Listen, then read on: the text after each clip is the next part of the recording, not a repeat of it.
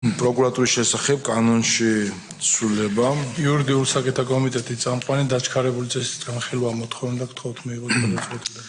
გთხოვთ გენჯუყარო დაჩქარებულ განხილვას, მადლობა. ქართული ოცნება ახალ გენერალურ პროკურორს დაჩქარებული და გამარტივებული წესით აირჩევს.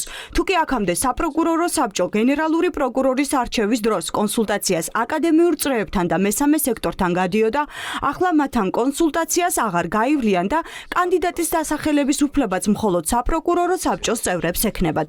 შესაბამისი ცვლილებები ბიუროს ხდომაზე დღეს დაინიცირდა და პარლამენტი დაჩქარებული წესით მიმდინარე კვირაში დაამტკიცებს.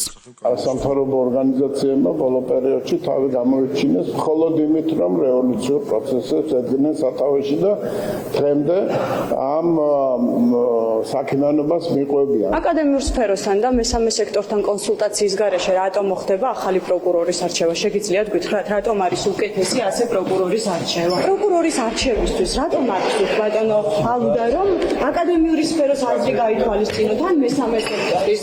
ბატონო თენგის, მესამე სექტორის აზრი არ არის გასათვალისწინებელი პროკურორის არჩევის დროს ან აკადემიური სფეროს წარმომადგენლების? თქვენ როგორ ფიქრობთ, აკადემიური სფეროს წარმომადგენლების აზრი უნდა გაითვალისწინოთ თუ არა პროკურორის არჩევის დროს?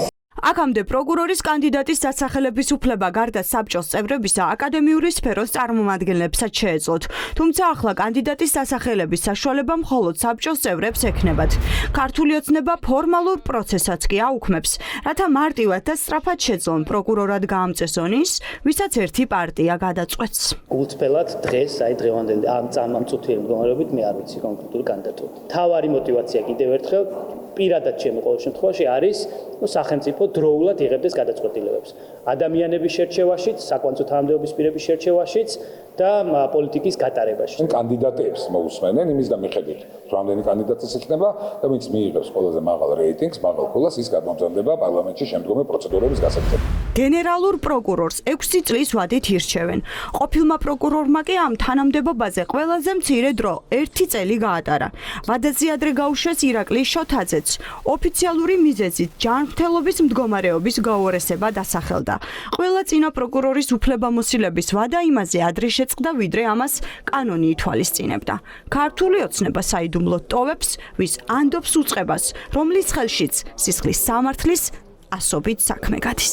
ხედავთ ბოლო პერიოდში განხორციელებული რეფორმებისა, რაც გატარდა, რეალურად მაინც ვერ იქნა უზრუნველყოფილი, რომ გენერალური პროკურორი აირჩეოდეს დამოუკიდებლად და მიუკერძოებელი წესით და უზრუნველყოფილი იყოს პროკურატურის სისტემა, რომ იყოს თავისუფალი პოლიტიკური გავლენებისგან. თავარ კრიტერიუმი იქნება ერთგული, მონური ერთგულება, მეტი არაფერი.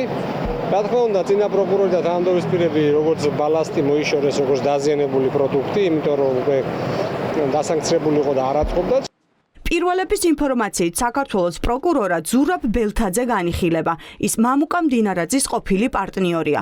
ბელთაძე პროკურორის მოადგილედ გიორგი გაბიტაშვილის გადადგომამდე ცოტა ხნით ადრე დანიშნეს.